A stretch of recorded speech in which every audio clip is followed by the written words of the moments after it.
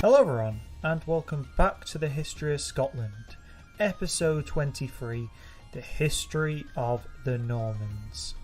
A quick note, next month, which is August, I'll be going over and redoing the first and second episode of this series. This is a part of a larger project of me redoing the first 6 to 7 episodes of this podcast to improve on the script being told and the audio quality in general. I've been meaning to do it for a while now, and I think I've mentioned it quite a few times already, so I think it's best to commit to this and get this project started. This might mean though I'm only able to release 1 or 2 new episodes in August. I'm sorry, but it is a much needed exercise that I need to do to help explain the early history of Scotland. This does mean you can actually all go give it a re-listen and take a trip back to a time full of Brythonic tribes, a Roman Empire enforcing its will on a small island called Britain, and then them struggling to bring the north full of barbarians to heel, which results in a certain famous wall being built. I will of course keep you all updated, so stay tuned for more of these re-releases soon. Anyhow, last time we went through Malcolm III through his middle years of kingship, as his court reforms took place, the Anglo-Saxon reforms that is, and his relationship with the English crown developed into a troubling rivalry of such.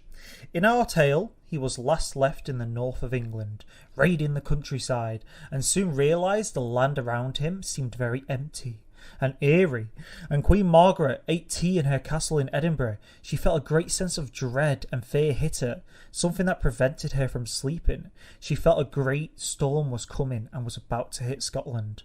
Was this a warning of things to come maybe for Malcolm? Well, sadly, as I said, you'll have to wait till next week for the answer to that question, as today I want us to go over something entirely different. That is the history of the Normans. Now, yes, I am aware this is the history of Scotland and not the history of Normans, or England, but in my defence, the Normans have already had a major impact on the country of Scotland at the time of our story, and with David I coming along soon, who actually makes changes to his court and the kingdom that will be based on the Norman Anglo style of living, I think it would be good just to tell a brief, or rather a fast history of the Normans. I also will have a recommendation for further listening at the end of this episode, so if you wish to learn more about Norman history, please do wait till the end. So, this episode, History of the Normans, and next week we can return to our tale. Sound good? Well, let us begin. The story of the Normans begins with a dream. Rollo, the chief of a small band of Viking adventurers, approaches Paris. A quote from a historian. Rollo seemed to behold himself placed on a mountain far higher than the highest in the Frankish dwelling, and on the summit of this mountain he saw a spring of sweet-smelling water flowing, and himself washing in it, and by it made him whole from the contagion of leprosy. And finally, while he was still staying on top of that mountain, he saw about the base of it many thousands of birds of different kinds and various colours, but with the red wings extending in such numbers, and so far and so wide that he could not catch the sight of where they ended, however hard he looked. And then went one after another in harmonious incoming flights, and sought the spring on the mountain, as the birds washed themselves, swimming together as they do when the rain is coming. And when they had all been anointed by this miraculous dipping, they all ate together in a suitable place, without being separated into species, and without any disagreement or dispute, as if they were friends sharing food. And they carried off twigs and worked rapidly to build nests, and furthermore they willingly yielded to his command in the vision. Rollo took heed of the omens in the dream and founded a territory that became the Duchy of Normandy, uniting various groups under his lead. Later chroniclers recounted how Rollo's descendants and those of his followers conquered and ruled the kingdoms in England and Sicily and led armies on crusade. Rollo himself is a bit of an enigma. Viking society in the 9th and 10th centuries was an oral culture, so the written sources that describe his origins were all written later and for the most part by churchmen writing within the Frankish historical millennium. Similar to our previous episodes when we were trying to tell the Viking incursions in Scotland, it's very hard to recount history from a bias churchman source. Two traditions broadly emerged. One, led by Dudo, placed Rollo in Denmark. The other, based on a much later saga evidence, gave him a Norwegian background and the name Rolf or Hrolfgangur. These sagas are Orkneyed in the saga written at the turn of the 12th and 13th centuries, and Snorre Sturluson, a historical saga of the Norwegian kings composed in 1220. Regardless, this would place our Rollo among the significant group of people forced out of their homeland by the ambition and growing power of the Norwegian king Harald Finehair. Rolf's compatriots would go on to settle Iceland and establish Viking colonies elsewhere in York and the Scottish Isles.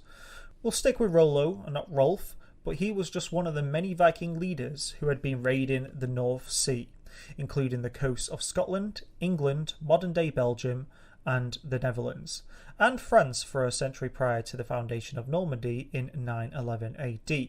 The annals written close to the time of these raids show that rulers intentionally tried to resist the incursion of the Norsemen by force, and when that failed, they tried to buy them off or give them land to settle in the hope that they could resist future attacks. What is crucial to the story of the Normans and what marks them out as different is the fact that none of these settlements on mainland Europe were as long-lived as Normandy. This region survived as a principality within the Frankish and later French kingdom until 1204 AD, when Philip II Augustus of France captured it from King John of England. Yes, that King John. The treaty offered Rollo and his men the French coastal lands along the English Channel between the River Epte and the Atlantic Ocean coast in exchange for their protection against further Viking incursions, as well as promising to protect the area from Rouen from Viking invasion.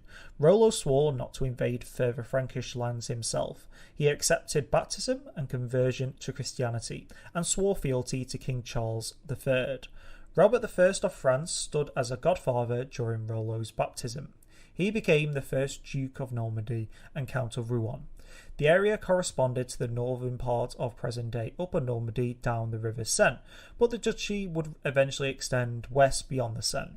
The territory was roughly equivalent to the old province of Rouen and reproduced the old Roman Empire's administrative structure. Before Rollo's arrival, however, Normandy's populations did not differ from Picardy or the Ile-de-France, which were considered Frankish.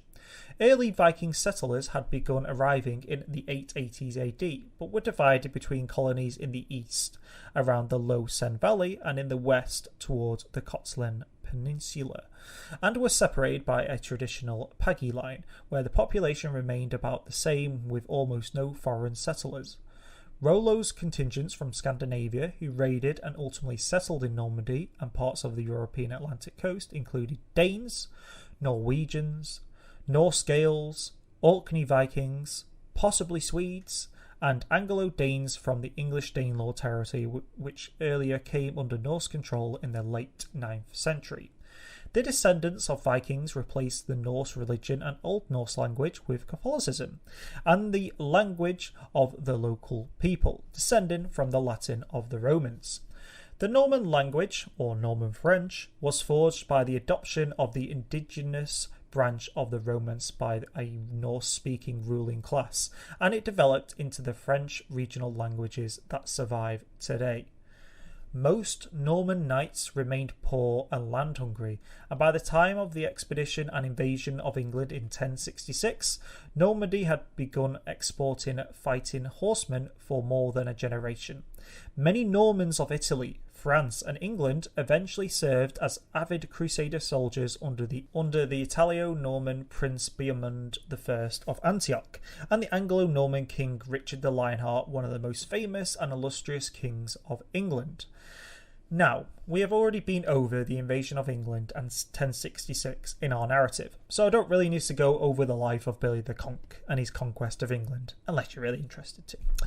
If you are interested, though, in that, please head back a couple of episodes to where we went through his invasion. Instead, let's begin to touch upon the other exploits of the Norman people, with the Norman conquest of southern Italy. Viewed on the map, the Italian peninsula seems the most natural of locations for a single kingdom. or the secure heart of an empire as in Roman times. It was protected from mainland Europe by the Alps and on all the other sides by the sea. In fact, its geographical position had precisely the opposite effect. Constantly nibbled at by neighbours, by the 9th century, Italy was crowded, an ever-shifting hodgepodge of rival petty states. The north was supposedly an integral part of the Holy Roman Empire, but Germany was the real basis of their kingship, and the king-emperors rarely visited Italy except to be crowned. The south shared the remnants of the Justinian Byzantine holdings and the Lombard duchies. The only really stable element was actually the Papal State, running across the middle of the peninsula from Rome to Ravenna. Over the whole fell the shadow of the destructive raids by the pagan nomadic Magyars, or Hungarians from the north, and Muslim seaborne raiders up and down the coast from Sicily, which the Arabs had finally conquered in 902 AD, and went on to rule for a century and a half. All of the Mediterranean Europe had a complex relationship with the Arabs, who appeared to them as traders in fine Eastern goods as often as freebooters. The 11th century signalled the end of Italy's darkest period. The Magyars were checked at the Battle of Lichfield in 955 AD. They then began to be Christianized. Under the Macedonian dynasty, the Byzantine Imperial Navy cleared the seas of Muslim pirates, and the Mediterranean trade steadily picked up. The revival of commerce led to the rebirth of the old Roman cities and established new ones. The period after 1000 AD was turbulent for the peninsula, even by Italian standards. In the north, the cities grew prosperous and insolent towards the meddling in their internal affairs, asserting their independence as city-states. In the southern Italy area, Byzantine power went into a sharp decline after the death of Emperor Basil II. With the Lombards, Muslim, Germans and the papacy all trying to take advantage, but it was a group of newcomers who benefited the most from the chaos. Enter stage left, the Normans. The Norman conquest of southern Italy was very different from that of England. The latter was an organised military operation under the Duke of Normandy, while the former was achieved piecemeal by Norman adventurers from the lesser nobility. It is all the more remarkable for being largely the work of one family, that of a lone knight called Tancred, one of Normandy's more miserable villages. Almost nothing is known about Tancred himself, except that he had 12 sons, and not nearly enough of them an inheritance to go round. The family was no doubt aware of the opportunities for fighting men in southern Italy, since pilgrims from Normandy were regular visitors at the shrine to the Archangel Michael at Monte Gargano, the warrior saint that had special importance to the Normans. The first of the brothers to make his name in Italy was William. Norman missionaries had coming to southern Italy in small groups before the 1020s to offer their services to all sides, though the Lombards usually made the most generous employers. Having arrived in 1035, William first fought the Byzantines against the Muslims, then for the Lombards against the Byzantines, and by 1042 had carved out a small fiefdom for himself around Melf. At first, the locals struggled to welcome the Normans as liberators, but eager to escape the Byzantine tax collectors, they soon discovered the Normans were a good deal worse. They quickly gained a reputation for greed and brutality, a reputation they strove to live up to. Enemies surrounded to them more easily. Eventually, tales of Norman robbery, rape, murder reached the ears of the most powerful figure in Italy, and arguably Europe, the papacy. Only Pope Leo had the prestige to pull together an alliance from the scattered powers of Italy to drive off the troublesome Normans. Leo personally led the allied army, but suffered a devastating defeat at the Battle of Civite in June 1053 AD, and he was captured. The pious Normans treated the Pope with every deference, but he was no less their prisoner. Norman religious fervour rarely got in the way of their driving ambition. Pope Leo was held for 9 months until he formally acknowledged the Normans' territorial holdings, later known as the Duchy of Aquila and Calabria. By now, it was clear that in the terms of brute strength and fighting ability, the Normans were without peer. All they lacked, however, was an effective leader. The Normans of Italy found just such a man in William's younger brother, Robert Guiscard. Having arrived in southern Italy in 1047 with just 35 men, Robert quickly displayed the cunning that would earn him the nickname the Fox. From his base at Scribia over the next 20 years, the Fox proved one of the most brilliant generals the Normans ever produced. With the Byzantine power in the midst of a spectacular decline, one town after another fell to the Fox, either submitting without a fight or falling prey to the clever ruses. In 1071, the Fox took Bari, the last Byzantine stronghold in Italy, permanently bringing to an end the presence of the Roman Empire on the Italian shores. By then, the Normans were already looking beyond the peninsula to Muslim Sicily. At the time, the Fatimid Sicily was ripe for conquest. Raked by civil war between Arab and Moorish elements of the army, the Fox first invaded Sicily in 1061, establishing a foothold in Messina and securing it by defeating a Muslim army at the Battle of Cremi at June 1063. But Sicily was a difficult island to conquer, and progress was slow and grueling. The great city of Palermo was besieged for the first time in 1064, but the Normans unknowingly made their camp on a hillside infested with tarantulas. The city fell eventually in 1072. Trapani was in the hands by 1077, Cyprus was in 1086, and the last Muslim stronghold in Sicily, Noto, in February 1091 AD. Roger I, the first Norman ruler of Sicily, set the pattern that would characterise the island well into the 13th century. He had conquered the island for Latin Christianity, but continued the Muslim tradition of tolerance for all faiths. Latin Christians, Orthodox Christians, Muslims, and Jews all found employment in his administration, as nowhere else in medieval Europe except Muslim Spain.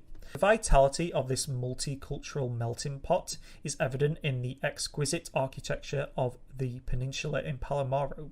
The chapel harmoniously encapsulates a variety of styles. The walls are covered in bright mosaic in the Byzantine tradition, the vaulted ceiling carved and painted with the inscripted patterns in typical of Muslim design, and the sturdy round arches supporting the walls are from the Norman Romanesque architecture.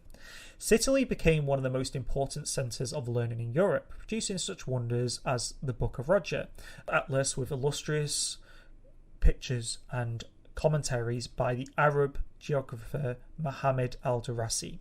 It contains such details as dual sources of the Nile, of Ghana, the caste system of India, and the rice cultivation in China, and remained the most accurate map of the world until the Age of Discovery. The map was commissioned by Roger II, who finally unified all Norman lands in southern Italy into a single kingdom. The Norman conquest had been a chaotic and unplanned affair, with different Normans establishing their own fiefdoms, both large and small, and constantly quarrelling among themselves. In wars between 1127 and 1144, Roger united all the Norman principalities and was recognised as its king by the Pope in 1130. This powerful kingdom, carved out by a few thousand Norman knights of lowly birth, would be a powerful example to the Crusaders of what could be achieved in the Holy Lands. We have gone over how the Normans invaded England. We have touched upon the Kingdom of Sicily and the impact the Normans had in Italy. What we have left out, however, are the future episodes of the Norman Crusaders. Now, we will go over them in the history of the First Crusade in our two-part episode that is in the pipeline to do when we reach that period of history in our tale. Second is really the more crucial one, Norman impact on Scotland. Well, for that, we are best off waiting for Malcolm's last surviving son to come to the throne, David I, as he will be instrumental in changing Scotland to a Norman Anglo-style kingdom. Now, since we have a few more years before David comes to the throne, I don't want to spoil anything here, but I will be making an episode where we go over David's changes to the Kingdom of Scotland. So, instead of this, shall we dive into something more fun? Let's go into detail on the Norman warrior knight. Let me tell you, these guys are the real deal when it comes to that famous image of the medieval horseback knights riding into battle. So, to begin with, let's start off with a different device, their lance. Medieval knights have an importance of swords, both from the symbolic perspective and its association as an instrument of status. However, the weapon that truly transformed the knights, especially the Norman knights, into a battlefield force to be reckoned with was the lance.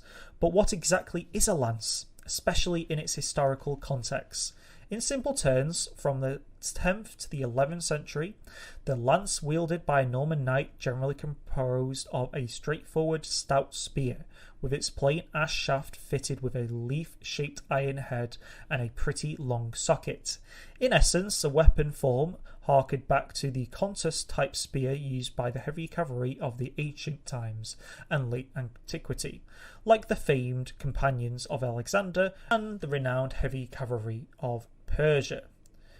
Now, what is intriguing, which comes from the Bayeux Tapestry, shows how many Norman knights held their lance overhead, which might be interpreted as a stabbing action. However, in few cases the spear is shown as being thrown mid-air, thus suggesting the use of some sort of lance-like weapons or short spears as javelins from horseback. In any case, the status of the lance as a knight's weapon was mirrored by the ones fitted with tailored pennons that often carried forth the heraldry or symbols associated with the carrier, like the raven standards depicted in the Bayeux Tapestry. Now, let's move on with squires. They were essentially knights in training, and thus by virtue were of noble birth. Historically states that the Norman knights also employed a large number of young men or non-noble origins as their attendants. As a matter of fact, many of these squires were actually paid in money. In any case, the job of a medieval squire was quite invaluable, with his foremost duty requiring him to carry the heavy burden of his master, the knight, including the luggage and the hefty weapons. He did this with the aid of a pack horse, or rouncey, and led the mighty deserter warhorse of his master through the routes. During times of campaign, the squire was charged with setting up the tent of the knight. At times, he also had to set forth a moment's notice for foraging and locating waterholes that would sate the logistical requirements of the heavily armoured and noble horsemen, but also burdened with the duty of dressing up the knights in their armour before the commencement of a battle. And since we brought up the scope of a battle, in spite of his position as a helper of the knight, the squire was expected to actively take part in military encounters, especially when the knight was dismounted and thus needed his reserved warhorse in the midst of the fray. Moreover, at times, few of the noble squires even put forth their claims to join the fight in protected siege battles, thus mirroring a bloody rite of passage pertaining to the future knighthood. Like most of their European counterparts, the Norman knights were basically chosen based on their lineage, and thus the 8 to 10-year-old boys were sent to a lord's household to taking their training in combat, and most importantly following orders. Beyond the age of 14, many teenagers were inducted into the ranks of the squires, and finally by the age of 21 they were dubbed as knights. A seemingly odd initiation rite where the young man was given a hefty blow about the ears. He had to take on the blow without retaliating, thus symbolically suggesting that it was only physical blow after knighthood that he was going to willingly endure. These unmarried youths were the renowned knights-errant of the numerous medieval songs and poems who supposedly followed the rigours of chivalry to seek fame, fortunes and noble wives. In practical terms, many of the young men were retained as household knights, while the others plied their trade as mercenaries. Many of the younger sons who had little chance of inheriting their predecessors' properties tried their best to marry the rich heiresses whose patrimonies they lay claim to. Additionally, by the 11th century, the young Norman knights took part in tournaments that entailed free-form exercises like the French melee in open fields. These encounters almost played out like actual gruesome battles, with opposing team of knights fighting against each other in their full armour, while being armed with sharp weapons. The defeated knights, as a rule, had to forfeit their warhorse and rich armour, thus provided an incentive for many, a cash-stripped knight, for example, to win some prestige and, more importantly, armour and money. While these people were possibly inducted into a lord's household by the age of 10, a knight's real combat training only really started after the age of 12 or 13. One of the first exercises that the child teenager was taught entailed riding a horse, thus mirroring the contemporary remark, "He who has stayed at school till the age of 12 and never ridden a horse is fit only to be a priest." To that end, it was no easy task to maintain control over the imposing and mulish stallions, especially when manoeuvring had to be done with a shield on the left hand and a thrusting weapon like a lance in the right. Now, when riding the warhorse, the left hand was obviously used to hold the rein, but during the heat of combat, the shield had to be kept still, and hence the rein was often laid on the horse's neck, which suggests a delicate balancing act on part of the rider. And while the shield was an important part of the Norman knight's armour, it was the lance and its momentum that made these heavy horsemen truly effective on the battlefield. However, at times the sheer impact of the lance and its consequently shock could eventually dismount the knight in training from the horseback. Suffice to say, many practice runs resulted in serious injuries and even rare fatalities among the trainees. So over time, training was more focused on the optimised gripping of the lance that allowed the rider to stay on the horse after a successful charge. In that regard, the 14th century manuscripts depict particular constructs of wooden horses with wheels. The trainee was mounted atop the construct while his companions would pull the horse at full speed, hurling the rider towards a shield pinned along the post. The trainee had to aim for that shield with his lance, and the wooden horse continued to be dragged even after the impact was made, thus preparing the knight to brace after the momentum shock.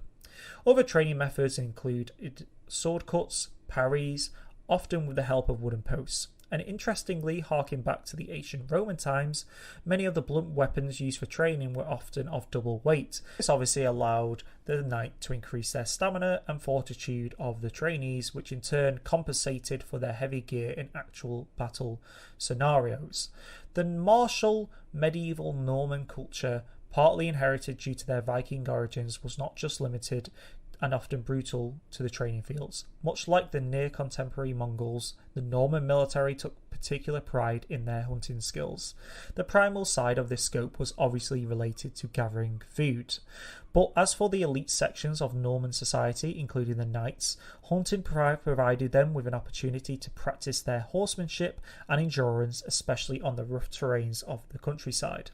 And on rare occasions, hunting was also the way one could showcase his courage and martial skill when the prey tended to be more dangerous, like a wild boar, a stag, or even a brown bear.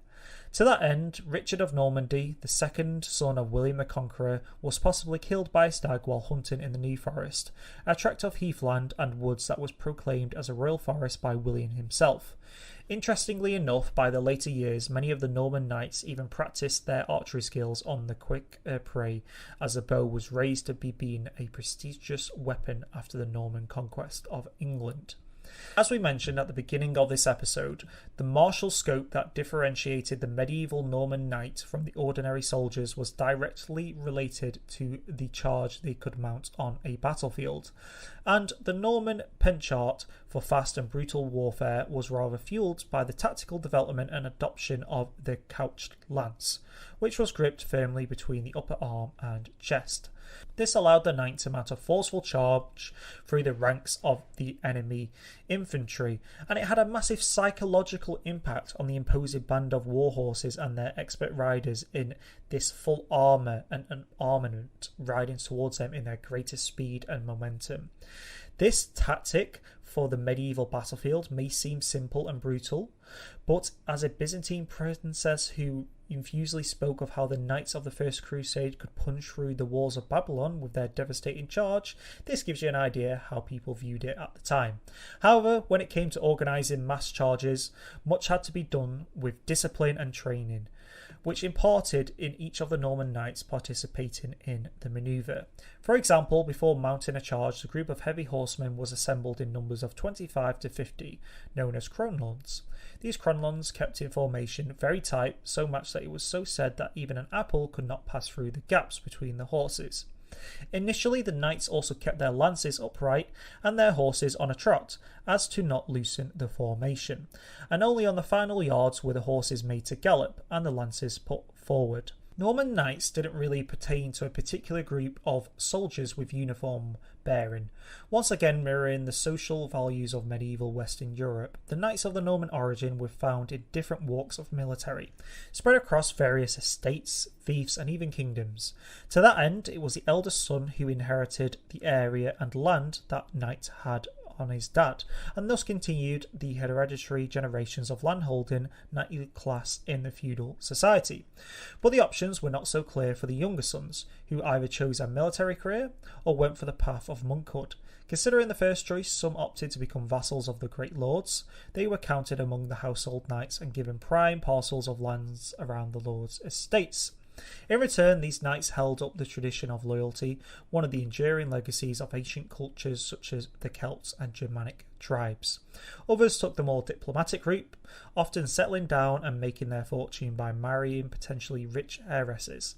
A few even went on to make their fortune through tournaments. In fact, one of Malcolm III's first sons with his first wife, as I told last time, Duncan, went over to the Norman side as he was part of the treaty between William the Conqueror and Malcolm III. He was taught and brought up with the Norman knight heritage, and he learnt to become a famous knight in the Norman capital of Rouen. And there he served under Robert Curthose and became quite a famous knight in that area before he came back to Scotland.